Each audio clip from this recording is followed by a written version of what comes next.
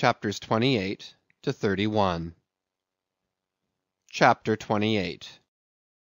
Ahab. For several days after leaving Nantucket, nothing above hatches was seen of Captain Ahab. The mates regularly relieved each other at the watches, and for aught that could be seen to the contrary, they seemed to be the only commanders of the ship.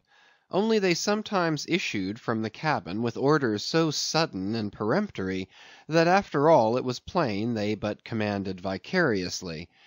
Yes, their supreme lord and dictator was there, though hitherto unseen by any eyes not permitted to penetrate into the now sacred retreat of the cabin. Every time I ascended to the deck from my watches below, I instantly gazed aft, to mark if any strange face were visible, for my first vague disquietude touching the unknown captain, now in the seclusion of the sea, became almost a perturbation. This was strangely heightened at times by the ragged Elijah's diabolical incoherences uninvitedly recurring to me, with a subtle energy I could not have before conceived of. But poorly could I withstand them, much as in other moods I was almost ready to smile at the solemn whimsicalities of that outlandish prophet of the wharves. But whatever it was of apprehensiveness or uneasiness, to call it so, which I felt, whenever I came to look about me in the ship, it seemed against all warranty to cherish such emotions. For though the harpooneers, with the great body of the crew, were a far more barbaric, heathenish, and motley set than any of the tame merchant ship companies which my previous experiences had made me acquainted with, still I ascribed this, and rightly ascribed it, to the fierce uniqueness of the very nature of that wild Scandinavian vocation in which I had so abandonedly embarked. But it was especially the aspect of the three chief officers of the ship, the mates, which was most forcibly calculated to allay these colorless misgivings, and induce confidence and cheerfulness in every presentiment of the voyage. Three better, more likely sea officers and men, each in his own different way, could not readily be found, and they were every one of them Americans, a Nantucketer, a Vineyarder, a Cape man. Now, it being Christmas when the ship shot from outer harbor, for a space we had biting polar weather, though all the time running away from it to the southward, and by every degree and minute of latitude which we sailed, gradually leaving that merciless winter and all its intolerable weather behind us. It was one of those less lowering but still gray and gloomy enough mornings of the transition, when with a fair wind the ship was rushing through the water with a vindictive sort of leaping and melancholy rapidity, that as I mounted to the deck at the call of the forenoon watch, so soon as I levelled my glance toward the taffrail, foreboding shivers ran over me. Reality outran apprehension. Captain Ahab stood upon his quarter-deck. There seemed no sign of common bodily illness about him, nor of the recovery from any. He looked like a man cut away from the stake, when the fire has overrunningly wasted all the limbs without consuming them, or taking away one particle from their compacted aged robustness. His whole high, broad form seemed made of solid bronze, and shaped in an unalterable mould like Cellini's cast Perseus. Threading its way out from among his gray hairs, and continuing right down one side of his tawny, scorched face and neck, till it disappeared in his clothing, you saw a slender rod-like mark, lividly whitish. It resembled that perpendicular seam sometimes made in the straight lofty trunk of a great tree, when the upper lightning tearingly darts down it, and without wrenching a single twig, peels and grooves out the bark from top to bottom, ere running off into the soil, leaving the tree still greenly alive, but branded. Whether that mark was born with him, or whether it was the scar left by some desperate wound, no one could certainly say. By some tacit consent throughout the voyage, little or no allusion was made to it, especially by the mates. But once Tashtego senior, an old Gayhead Indian among the crew, superstitiously asserted that not till he was full 40 years old did Ahab become that way branded, and then it came upon him not in the fury of any mortal fray, but in an elemental strife at sea. Yet this wild hint seemed inferentially negatived by what a grey Manxman insinuated, an old sepulchral man, who having never before sailed out of Nantucket, had never ere this laid eye upon wild Ahab. Nevertheless, the old sea traditions, the immemorial credulities, popularly invested this old Manxman with preternatural powers of discernment, so that no white sailor seriously contradicted him when he said that if ever Captain Ahab should be tranquilly laid out, which might hardly come to pass, so he muttered, then whoever should do that last office for the dead would find a birthmark on him from crown to sole. So powerfully did the whole grim aspect of Ahab affect me, and the livid brand which streaked it, that for the first few moments I hardly noted that not a little of this overbearing grimness was owing to the barbaric white leg upon which he partly stood. It had previously come to me that this ivory leg had at sea been fashioned from the polished bone of a sperm whale's jaw. "Aye, he was dismasted off Japan," said the old Gay-Head Indian once, "but like his dismasted craft, he shipped another mast without coming home for it. He has a quiver of 'em." I was struck with the singular posture he maintained. Upon each side of the Pequod's quarter-deck, and pretty close to the mizzen shrouds, there was an auger hole, bored about half an inch or so into the plank. His bone legs steadied in that hole, one arm elevated and holding by a shroud, Captain Ahab stood erect, looking straight out beyond the ship's ever-pitching prow. There was an infinity of firmest fortitude, a determinate, unsurrenderable willfulness in the fixed and fearless forward dedication of that glance. Not a word he spoke, nor did his officers say aught to him, though by all their minutest gestures and expressions they plainly showed the uneasy, if not painful consciousness of being under a troubled master eye. And not only that, but moody, stricken Ahab stood before them with a crucifixion in his face, in all the nameless, regal, overbearing dignity of some mighty woe. Ere long, from his first visit in the air, he withdrew into his cabin. But after that morning he was every day visible to the crew, either standing in his pivot hole, or seated upon an ivory stool he had, or heavily walking the deck. As the sky grew less gloomy, indeed began to grow a little genial, he became still less and less a recluse, as if when the ship had sailed from home, nothing but the dead wintry bleakness of the sea had then kept him so secluded. And by it came to pass that he was almost continually in the air. But as yet, for all that he said or perceptibly did on the at last sunny deck, he seemed as unnecessary there as another mast. But the Pequod was only making a passage now, not regularly cruising. Nearly all whaling preparatives needing supervision, the mates were fully competent to, so that there was little or nothing out of himself to employ or excite Ahab now, and thus chase away for that one interval the clouds that layer upon layer were piled upon his brow, as ever all clouds choose the loftiest peaks to pile themselves upon. Nevertheless, ere long, the warm, warbling persuasiveness of the pleasant holiday weather we came to, seemed gradually to charm him from his mood. For as when the red-cheeked dancing girls, April and May, trip home to the wintry misanthropic woods, even the barest, ruggedest, most thunder-cloven old oak will at least send forth some few green sprouts to welcome such glad-hearted visitants, so Ahab did, in the end, a little respond to the playful allurings of that girlish air. More than once did he put forth the faint blossom of a look, which, in any other man, would have soon flowered out in a smile. Chapter 29. Enter Ahab, to him Stubb. Some days elapsed, and, ice and icebergs all astern, the Pequod now went rolling through the bright Quito spring, which at sea almost perpetually reigns on the threshold of the eternal August of the tropic. The warmly cool, clear, ringing, perfumed, overflowing, redundant days were as crystal goblets of Persian sherbet, heaped up, flaked up with rose-water snow. The starred and stately nights seemed haughty dames in jewelled velvets, nursing at home in lonely pride the memory of their absent conquering earls, the golden helmeted sons. For sleeping man, 'twas hard to choose between such winsome days and such seducing nights.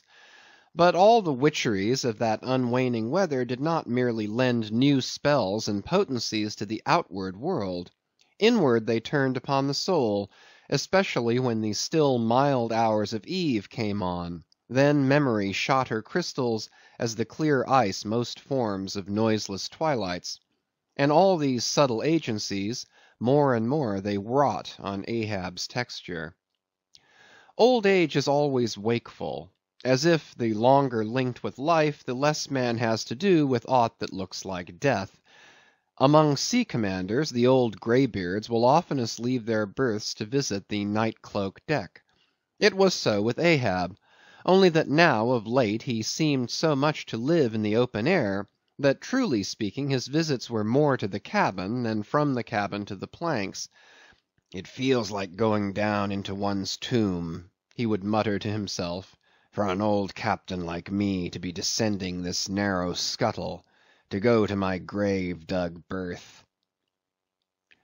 So almost every 24 hours, when the watches of the night were set and the band on deck sentineled the slumbers of the band below, and when, if a rope was to be hauled upon the forecastle, the sailors flung it not rudely down as by day, but with some cautiousness dropped it to its place for fear of disturbing their slumbering shipmates, when this sort of steady quietude would begin to prevail, habitually the silent steersman would watch the cabin scuttle, and ere long the old man would emerge, gripping at the iron banister to help his crippled way. Some considering touch of humanity was in him, for at times like these he usually abstained from patrolling the quarter-deck, because to his wearied mates, seeking repose within 6 inches of his ivory heel, such would have been the reverberating crack and din of that bony step, that their dreams would have been on the crunching teeth of sharks. But once, the mood was on him too deep for common regardings, and as with heavy lumber-like pace he was measuring the ship from taffrail to mainmast, Stubb, the old second mate, came up from below, with a certain unassured deprecating humorousness, hinted that if Captain Ahab was pleased to walk the planks, then no one could say nay, but there might be some way of muffling the noise, hinting something indistinctly and hesitatingly about a globe of tow and the insertion into it of the ivory heel.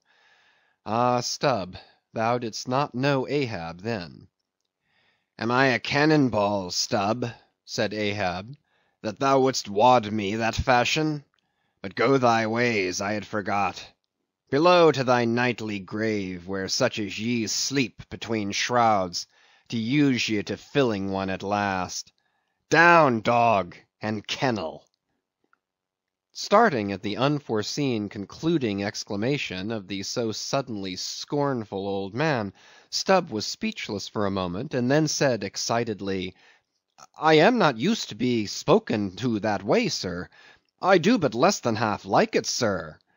"Avast!" gritted Ahab between his set teeth, and violently moving away as if to avoid some passionate temptation. "No, sir, not yet," said Stubb, emboldened. "I will not tamely be called a dog, sir." "Then be called 10 times a donkey, and a mule, and an ass, and begone, or I'll clear the world of thee." As he said this, Ahab advanced upon him with such overbearing terrors in his aspect, that Stubb involuntarily retreated. "I was never served so before without giving a hard blow for it," muttered Stubb, as he found himself descending the cabin scuttle. "It's very queer. Stop, Stubb. Somehow, now, I don't well know whether to go back and strike him, or what's that? Down here on my knees and pray for him? Yes, that was the thought coming up in me. But it would be the first time I ever did pray. It's queer, very queer, and he's queer too. Aye, take him fore and aft, he's about the queerest old man Stubb ever sailed with. How he flashed at me! His eyes like powder pans. Is he mad? Anyway, there's something on his mind, as sure as there must be something on a deck when it cracks. He ain't in his bed now, either, more than 3 hours out of 24, and he don't sleep then. Didn't that doughboy, the steward, tell me that of a morning he always finds the old man's hammock clothes all rumpled and tumbled, and the sheets down at the foot, and the coverlid almost tied into knots, and the pillow a sort of frightful hot, as though a baked brick had been on it. A hot old man! I guess he's got what some folks ashore call a conscience. It's a kind of tick-dolly row, they say. Worse nor a toothache. Well, well, I don't know what it is, but the Lord keep me from catching it. He's full of riddles. I wonder what he goes into the afterhold for every night, as Doughboy tells me he suspects. What's that for, I should like to know? Who's made appointments with him in the hold? Ain't that queer now? But there's no telling.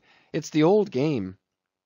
Here goes for a snooze. Damn me, it's worth a fellow's while to be born into the world, if only to fall right asleep. And now that I think of it, that's about the first thing babies do. And that's sort of queer, too. Damn me, but all things are queer, come to think of 'em. But that's against my principles. Think not is my 11th commandment, and sleep when you can is my 12th. So here goes again. But how's that? Didn't he call me a dog? Blazes! He called me 10 times a donkey, and piled a lot of jackasses on top of that. He might as well have kicked me and be done with it. Maybe he did kick me, and I didn't observe it. I was so taken all aback with his brow, somehow. It flashed like a bleached bone. What the devil's the matter with me? I don't stand right on my legs. Coming afoul of that old man has a sort of turned me wrong side out. By the Lord, I must have been dreaming, though. How? But the only way is to stash it. So here goes to hammock again, and in the morning I'll see how this plaguey juggling thinks over by daylight. Chapter 30. The Pipe. When Stubb had departed, Ahab stood for a while leaning over the bulwarks, and then, as had been usual with him of late, calling a sailor of the watch, he sent him below for his ivory stool and also his pipe. Lighting his pipe at the binnacle lamp and planting the stool on the weather side of the deck, he sat and smoked. In old Norse times the thrones of the sea-loving Danish kings were fabricated, saith tradition, of the tusks of the narwhale. How could one look at Ahab, then, seated on that tripod of bones, without bethinking him of the royalty it symbolized? For a Khan of the plank, and a king of the sea, and a great lord of leviathans, was Ahab. Some moments passed, during which the thick vapor came from his mouth in quick and constant puffs, which blew back again into his face. How now?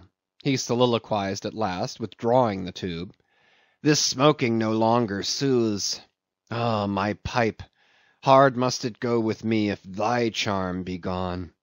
Here have I been unconsciously toiling, not pleasuring, aye, and ignorantly smoking to windward all the while. To windward, and with such nervous whiffs, as if, like the dying whale, my final jets were the strongest and fullest of trouble. What business have I with this pipe? This thing that is meant for sereneness, to send up mild white vapors among mild white hairs, not among torn iron-grey locks like mine. I'll smoke no more.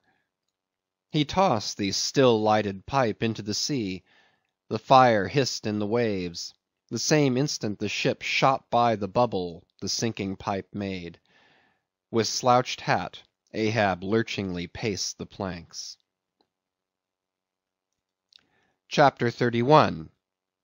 Queen Mab. Next morning Stubb accosted Flask. Such a queer dream, King Post, I never had. You know the old man's ivory leg? Well, I dreamed he kicked me with it.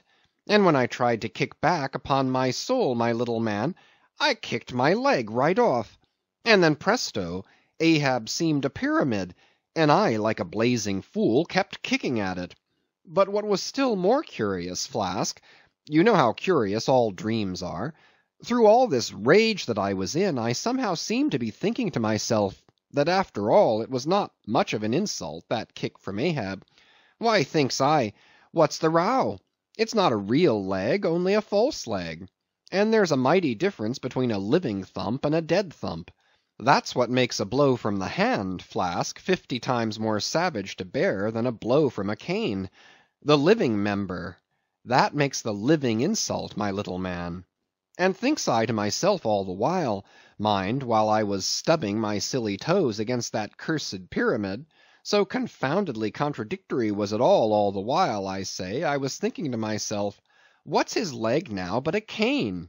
A whalebone cane. Yes, thinks I. It was only a playful cudgeling, in fact only a whaleboning that he gave me, not a base kick.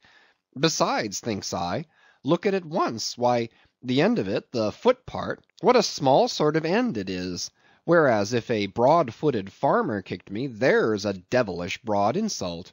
But this insult is whittled down to a point only. But now comes the greatest joke of the dream, Flask. While I was battering away at the pyramid, a sort of badger-haired old merman, with a hump on his back, takes me by the shoulders and slews me round. What are you about, says he. Slid, man, but I was frightened. Such a fizz. But somehow next moment I was over the fright. What am I about, says I at last, and what business is that of yours, I should like to know, Mr. Humpback? Do you want a kick? By the Lord, Flask, I had no sooner said that, than he turned round his stern to me, bent over, and dragging up a lot of seaweed he had for a clout, what do you think I saw? Why, thunder alive, man, his stern was stuck full of marlin spikes, with the points out. Says I, on second thoughts, I guess I won't kick you, old fellow. Wise Stubb, says he, wise Stubb, and kept muttering it all the time, a sort of eating of his own gums like a chimney hag. Seeing he wasn't going to stop saying over his wise Stubb, I thought I might as well fall to kicking the pyramid again. But I had only just lifted my foot for it, when he roared out, stop that kicking. Hallo, says I, what's the matter now, old fellow? Look ye here, says he, let's argue the insult. Captain Ahab kicked you, didn't he? Yes, he did, says I, right here it was. Very good, says he, he used his ivory leg, didn't he? Yes, he did, says I. Well then, says he, wise Stubb, what have you to complain of? Didn't he kick you with right good will? It wasn't a common pitch-pine leg he kicked with, was it? No, you were kicked by a great man, and with a beautiful ivory leg, Stubb. It's an honor. I consider it an honor. Listen, wise Stubb. In old England, the greatest lords think it great glory to be slapped by a queen, and made garter knights of. But be your boast, Stubb, that ye were kicked by old Ahab, and made a wise man of. Remember what I say. Be kicked by him. Account his kicks honors, and on no account kick back, for you can't help yourself, wise Stubb. Don't you see that pyramid? With that, he all of a sudden seemed somehow, in some queer fashion, to swim off into the air. I snored, rolled over, and there I was in my hammock. Now what do you think of that dream, Flask? I don't know, it seems sort of foolish to me, though. May be, but it's made a wise man of me, Flask. Do you see Ahab standing there, sideways looking over the stern? Well, the best thing you can do, Flask, is to let the old man alone. Never speak to him, whatever he says. Hallo! What's that he shouts? Hark! Masthead there! Look sharp, all of ye! There are whales hereabouts. If you see a white one, split your lungs for him. What do you think of that now, Flask? Ain't there a small drop of something queer about that, eh? A white whale. Did you mark that, man? Look ye, there's something special in the wind. Stand by for it, Flask. Ahab has that's bloody on his mind. But mum, he comes this way.